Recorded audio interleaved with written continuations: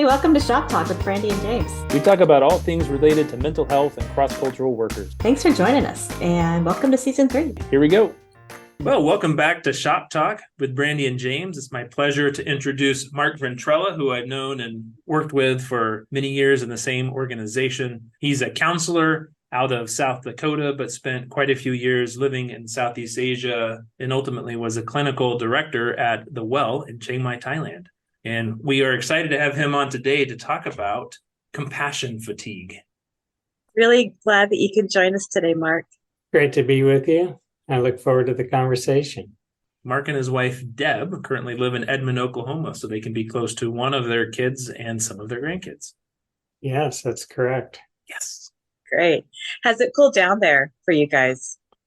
Yes, it was nice this morning. It was in the 60s. Right. We So pulled you away from my your walk. I enjoyed my walk this morning.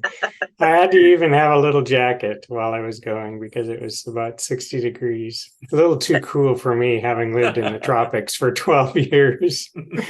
Right. It's funny how your body adjusts to that. So, Mark, we're going to talk to you today about compassion fatigue.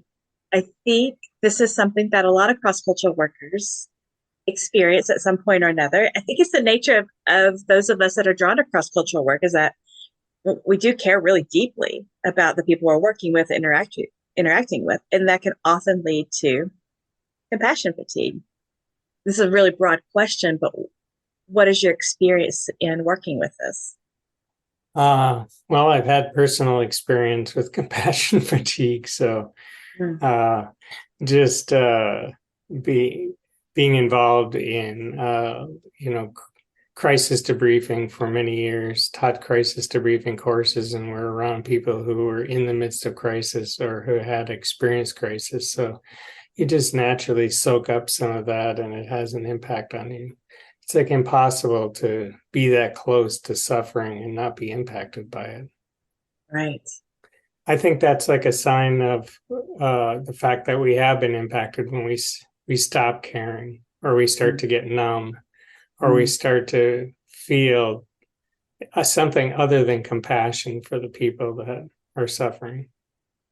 I was looking, just kind of scrolling online, things about compassion fatigue and quotes about it. And I found this one that really stuck out to me. And it says, the expectation that we can be immersed in suffering and loss daily and not be touched by it is as unrealistic as expecting to be able to walk through water without getting wet.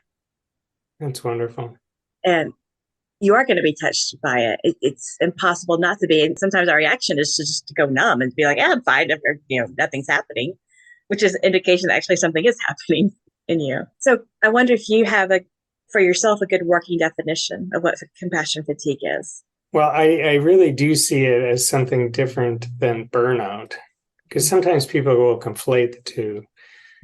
Just feeling drained from everyday stressors like work or ineffectiveness in our work, or not having meaningful impact in people's lives.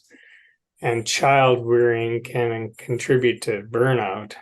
But compassion fatigue, I think, is a special category, which is the strain and impact of feeling another's pain and suffering. But the symptoms can be similar, but the cause is different. Which I think is important because the way to respond is also a little different. Yeah, exactly. Do you want to touch just a little bit on vicarious trauma in ways that's similar and different than compassion fatigue? Yeah.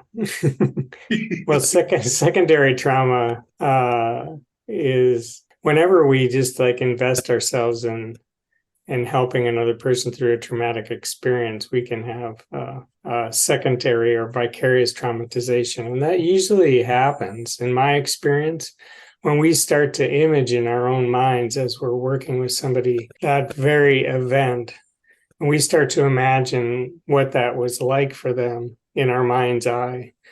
And we start to experience it as though we were there. And I think that's where that secondary or vicarious traumatization comes in. And it actually helps us to understand one of the things we need to do to prevent this from happening to us. And one of those things is not doing that in our head while we're talking with somebody.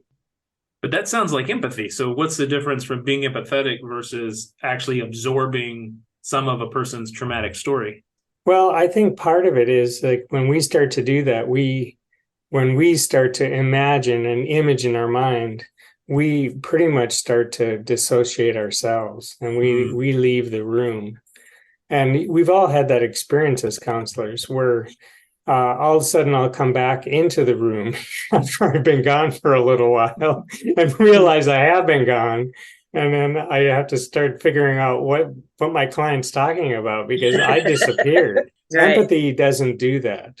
Mm. Empathy connects us with people and we stay in the room with them and we are interacting and connecting with them. Kind of like I always think of empathy somewhat like a tuner for a tuning fork for like when you were tuning a piano, and you can have a tuning fork that's tuned to A and you can hit that. Any other tuning fork that's tuned to A will also start to resonate at that same frequency. And it's like that with empathy. We resonate with other people at the frequency they're at when we're connecting with them, but we stay present in the room with them.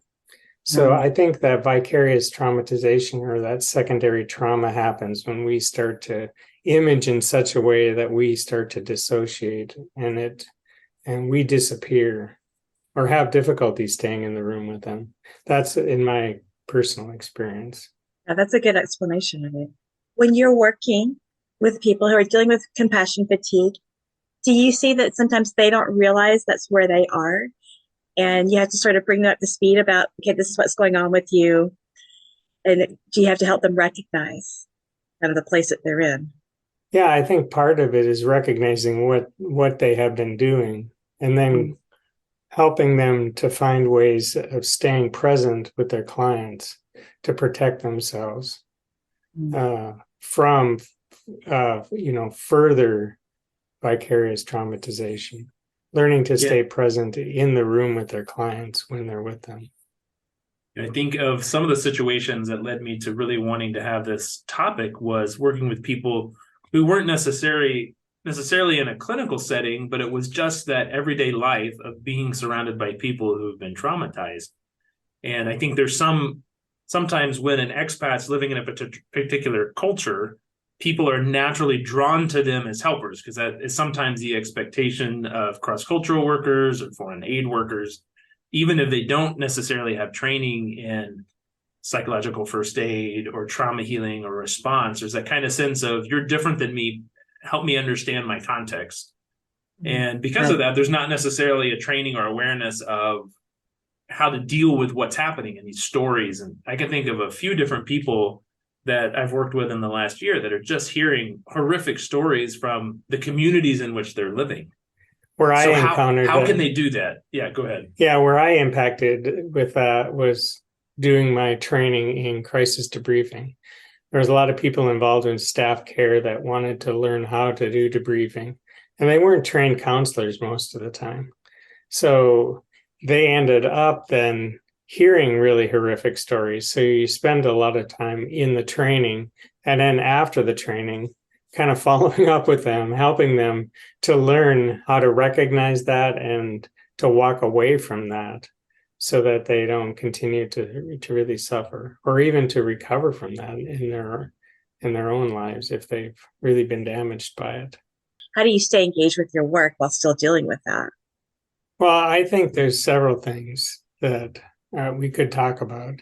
One is, I think I always used to tell people that were going through my training in crisis debriefing that they needed to have their theology of God's sovereignty well in hand before they entered into this kind of work.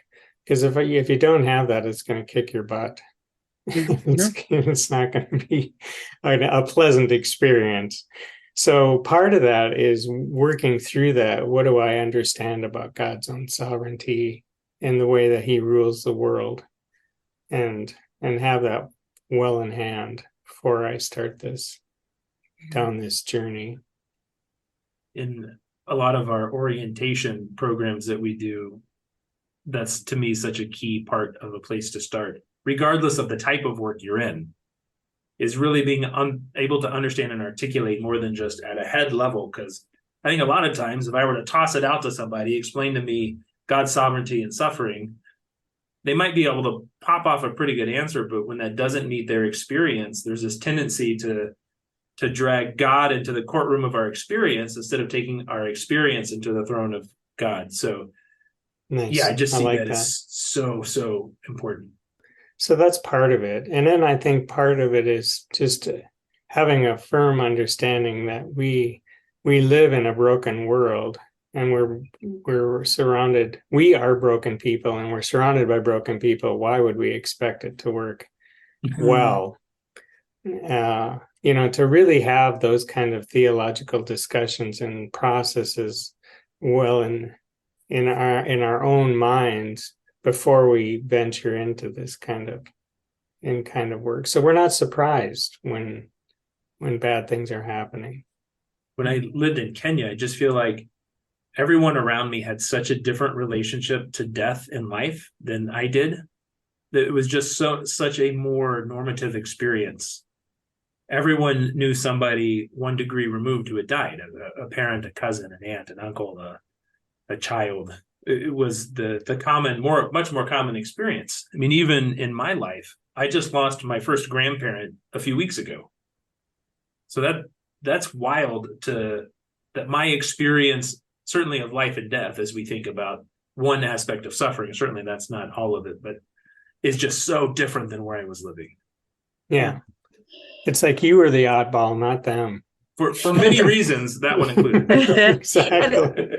And often the things that they're dealing with are so foreign to us. Like people die from diseases or situations that are completely avoidable in the context that we're familiar with. And it's really hard for us to wrap our minds around that.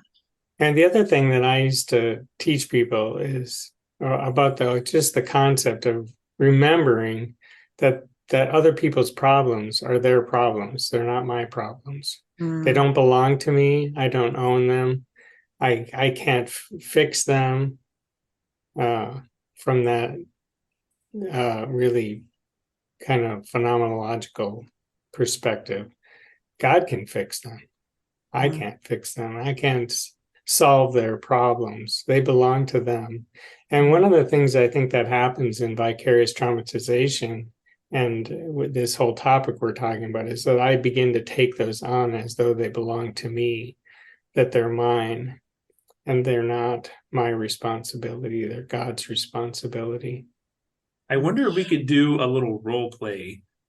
And you could demonstrate like how you would actually do that internally before encountering somebody, because a lot of this is work that has to be done kind of pre-engaging with somebody who's suffering, right? So let's say I'm somebody who was just evacuated out of country X in a situation where I had to leave a lot of my national colleagues, knowing that leaving them was putting them at risk. Some of them may have even died, yet I was the one that got away. And now I'm in a place where I can't go back, and I feel really broken and torn and just devastated, as everything I did have is never going to be the same as it was.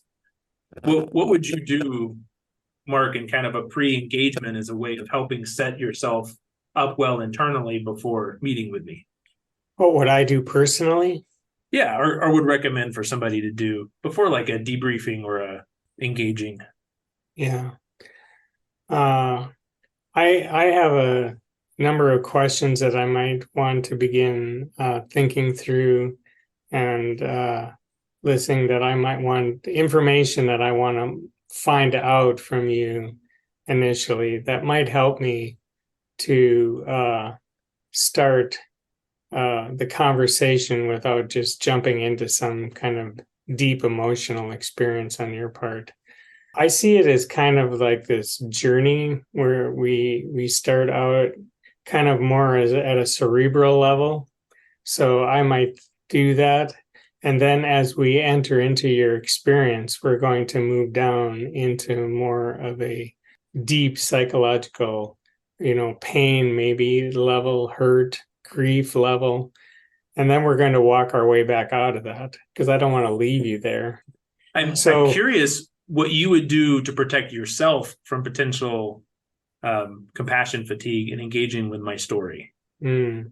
Well, I might do a lot of different things. I think part of it is not necessarily me doing those things because I'm going to engage with you, but I'm doing those things because of the work I do generally. So I want to Right. be engaged in connecting with God, spending time, making space for Him, and allowing Him to fill that space as He sees fit to speak to me, to encourage me, to strengthen and revitalize me. So I want to make sure that I'm in a good space before I have that conversation with you. That would certainly be a piece of that.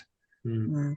So you check in with yourself and just sort of maybe do a review of your own ideas about theology of suffering and just where you are personally, just so you kind of understand your own headspace as you're entering into the conversation.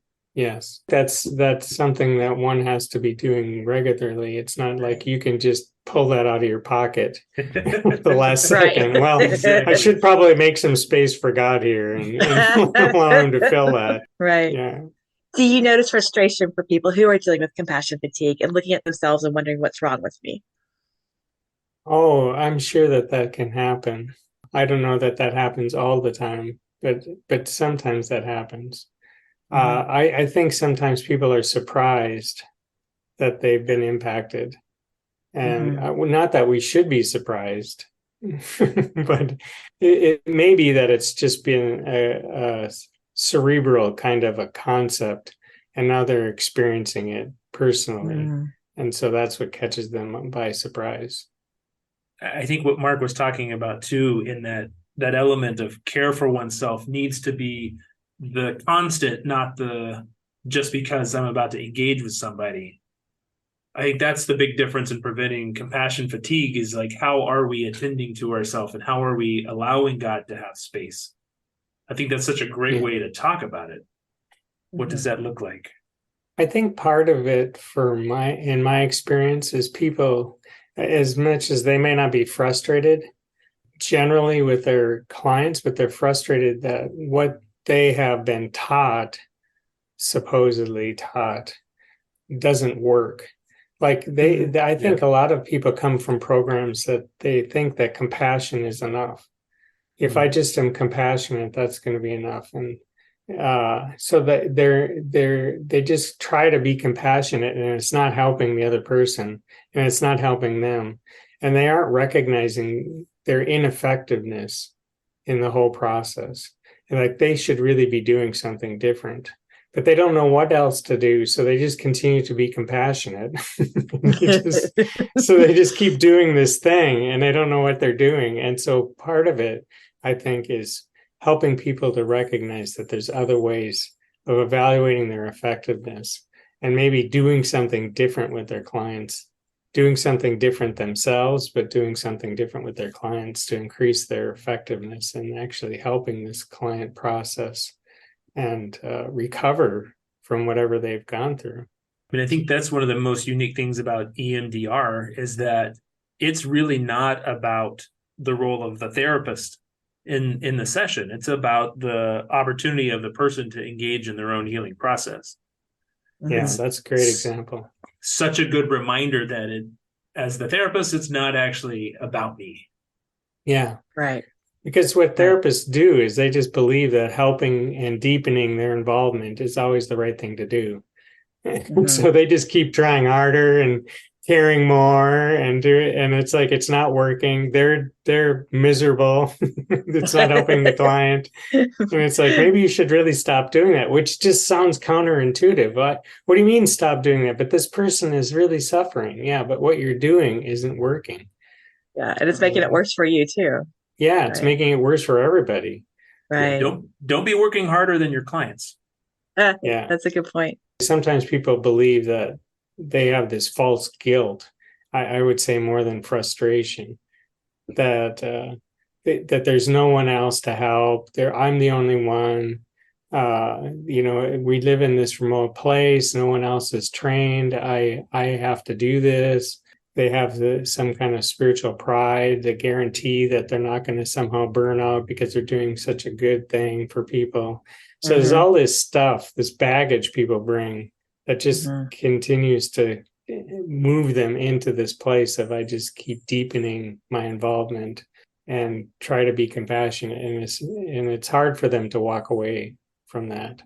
It is. And especially when we see this is the work that God's called me to. So of course I'm going to have the capacity to do it because he's called me to do it. And so then, like you were talking about, we don't do it the best possible way, or we do it in our own strength and stuff. And that just, leads to compassion fatigue. What are some of the main symptoms you see in people that you're working with who are dealing with compassion fatigue? They exhibit signs of distress oftentimes, just even talking about the case. they will start to have symptoms like their clients, where they'll have a faster respiration, their heart rate will go up. They break out into a sweat thinking about this client, and the next time they're going to see them, they get tense muscles, skin gets cold and clammy. I mean, they really look like somebody who's been through some kind of a trauma, because in some sense, psychologically, in their mind's eye, they have been through that trauma with this client. And so they oftentimes just start to exhibit those kinds of symptoms. They start to want to move away from this person. They don't want to see them. They are almost upset that they have them in their calendar. I have to see this person tomorrow. What do I do? So those are those things that I will start to notice when I'm talking with them. And sometimes we can engage at that level, like, why are they having these symptoms? Because they're acting as though that trauma happened to them and it was their experience, that it belongs to them. And it really is the client's, or if they're not therapists, it's the other person's problem. It's not their problem. Yeah, they're leaving their window of tolerance, even as they retell the experience. Yes, that's a great way of thinking about it. And they don't know how to calm themselves in the midst of that, which is really the key. Like, what do I do to calm myself? Drink. Is that bad? What did you say, James? Did you say drink? Yeah, that's what people overeat. I'll do something unhealthy. I was waiting for James. You just say drink. Okay. I did say drink. Water. What were you thinking? As water. Mind Absolutely. out of the gutter. Mark, what's it like for you and for the person you're working with when you sort of bring into focus their physical responses when they're talking to you? Like, are they even aware of what's going on with their own selves when they're talking about it? Sometimes not. We do see that with people as they talk about their cases when I'm in a supervision setting, where people will start to talk and they almost take on the persona of their client in the supervision session, where they almost like become that person, not only mentally but physically. They start to exhibit those symptoms. And so it's nice to just take a break from the conversation and just point that out. Let's just talk about what's going on with you right now in this room. And that's sometimes really helpful, because they haven't made that connection that they're even doing it. They oftentimes don't even know that they're doing that. And then to begin to talk about what it looks like to calm themselves in the midst of that. Stay present, not dissociate themselves, and to learn how to do that, even while they're talking with me about the client. You just have to snap them back in. Oh, wait, no, come back here. Yeah.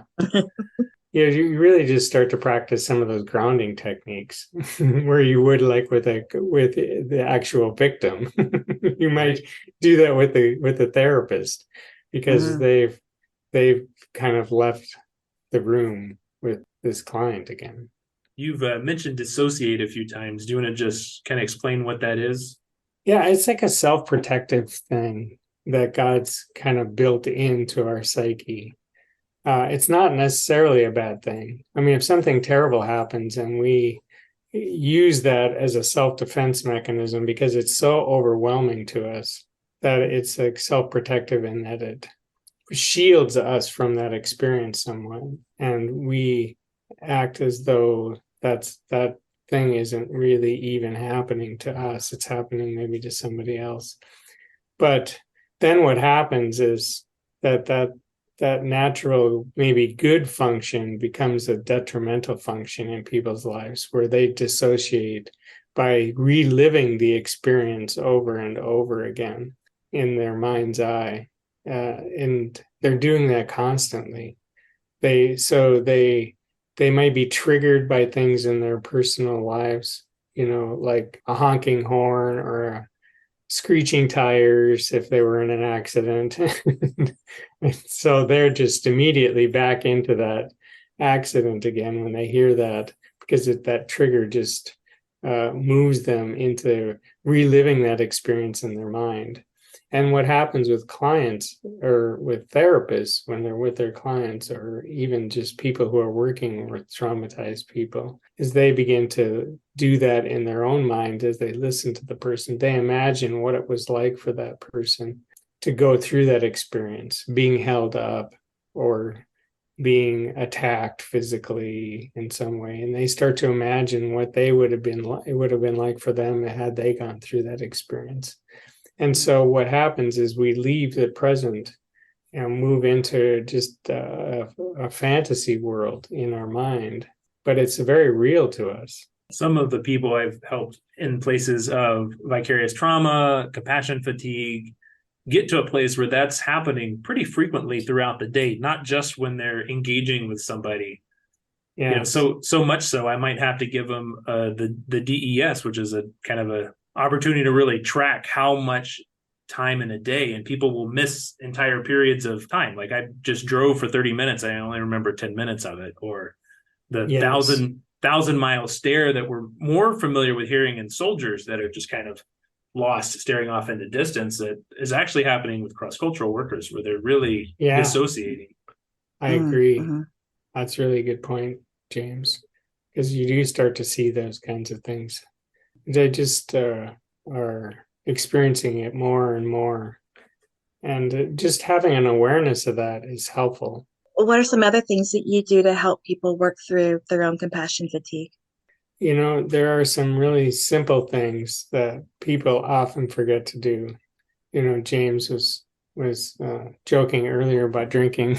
We sometimes pick poor substitutes for calming ourselves. I can't sleep, so if I drink, I'll be able to sleep, not realizing that's going to disrupt my sleep. So there are about 3 major things that cover most of health for people, and that's getting enough rest, getting enough exercise, and eating nutritiously. So I oftentimes will start there with people, like what is your sleep habits like, and maybe get some good sleep hygiene back into their day, and some exercise, and doing some things where they're eating nutritionally. They're not eating things that aren't really feeding their mind and their body and their soul. But then helping them to think of other things that really calm them, because people can oftentimes identify things that have worked to calm them and to bring peace to them. And that's really different for everybody. So I just start to try to explore that. It might be music.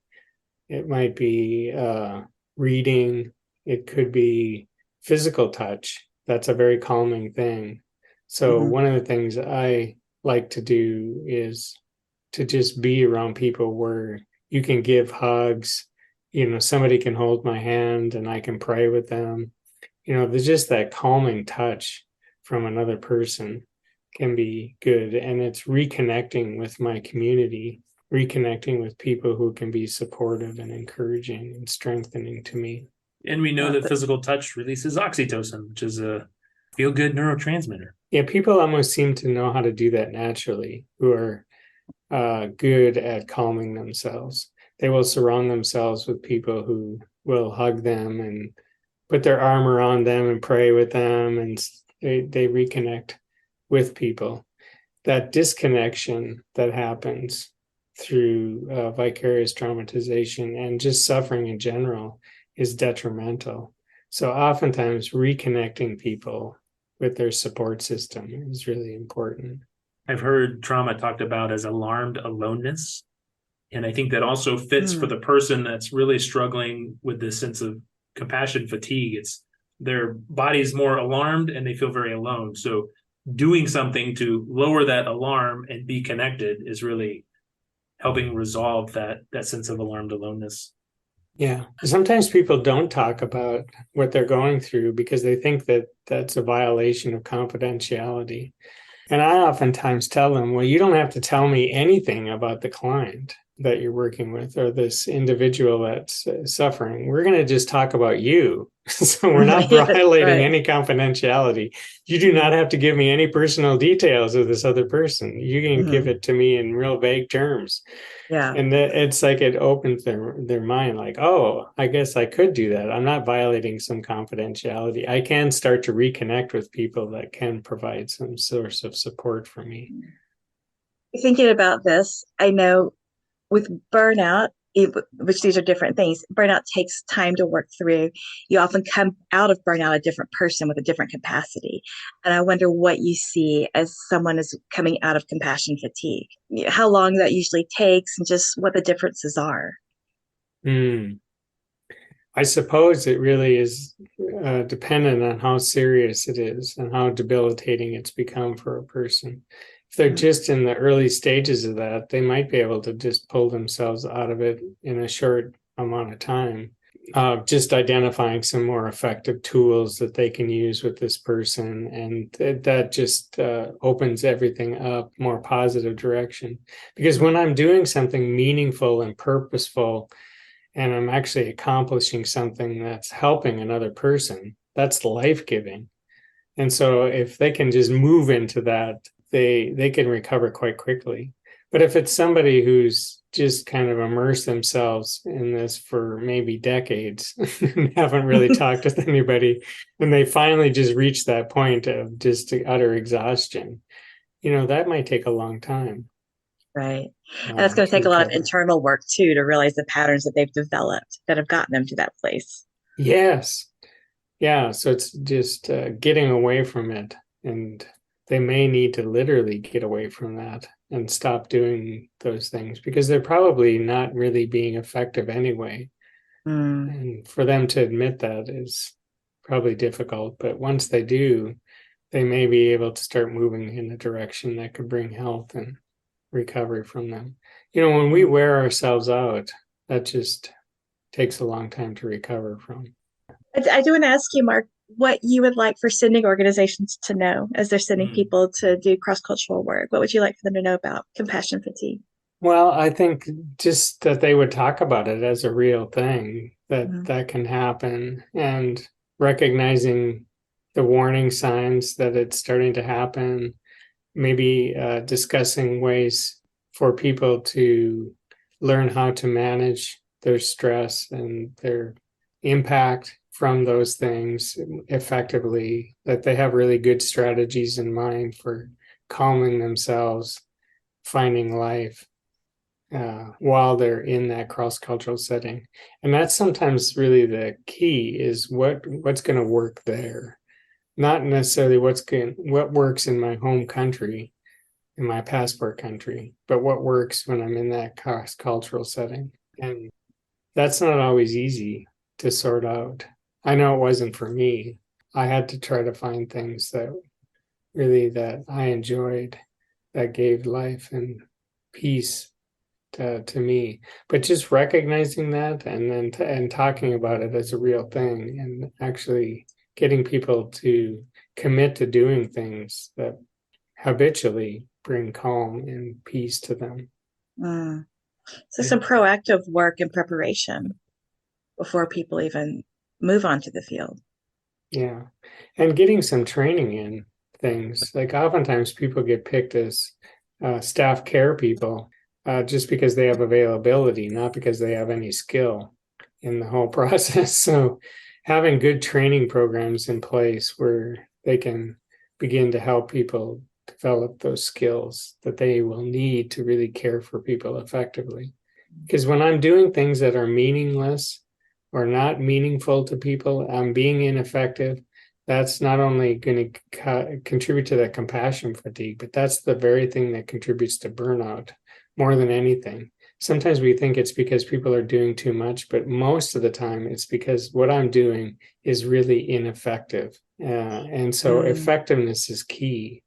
And that Isn't that, comes back to yeah. training. And it's so interesting because the ineffectiveness is most like a lot of times it comes from us trying harder, doing the same thing, just trying harder and just trying to like grit our teeth and get through it. Yeah. I have choices. I can make a choice to do something different. And sometimes people don't, like they'll say, "No, I can't. There isn't anything different." It's like, yes, you can. You can sort that out. There are lots of options. Right, right. You mentioned this early, Mark. I think for some people that are in really remote areas surrounded by suffering, there is a sense of I'm it, there's no one else. But we forget that all people for all time have been through incredible suffering and not had access to good mental health care. And yet generations of people have survived. There's exactly. And this sounds a little harsh, but there's actually an element of us needing to be aware enough that it's not all on us, and it can't be. And this is back to, I think, sound theology a little bit, and also understanding of ourselves and other people. Yeah. There's nothing wrong with having compassion and a desire to help, but no matter how lovingly extended, if I'm not being effective, I should stop. I should stop doing what I'm doing and do something else. But that's the challenge, right? To engage in practices that move a person towards recovery and really help the other person. That's a challenge sometimes. Yeah, it could be difficult for us to recognize and admit that we are being ineffective and that we need to shift in ways that we're not used to. That's a potential for shame. So we need to be like super aware about that potential dangerous message that we can grab hold of when we're not being effective. Yeah, exactly. That's where that guilt comes in, and certainly shame is a part of that.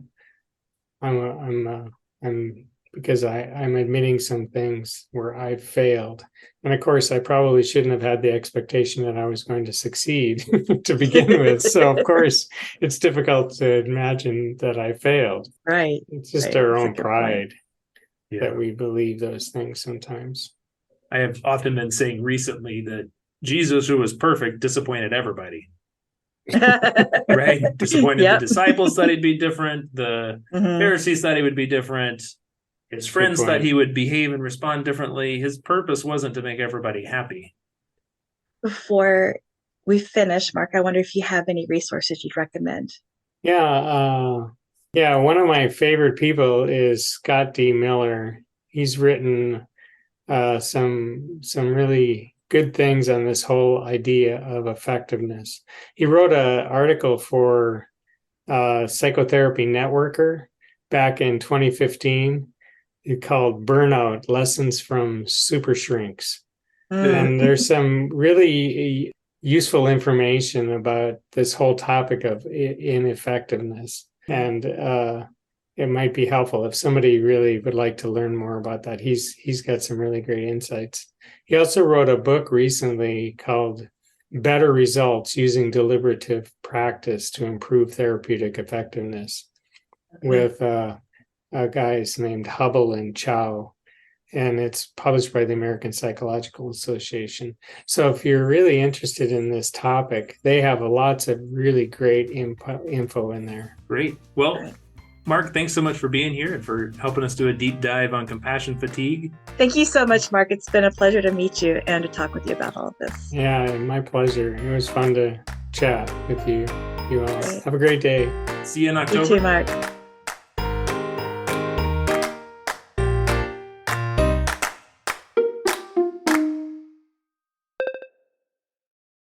My boss is in the room, so we better in the podcast skedaddle.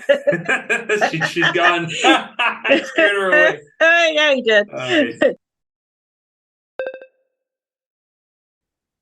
I might start over with this question because it's getting really long. But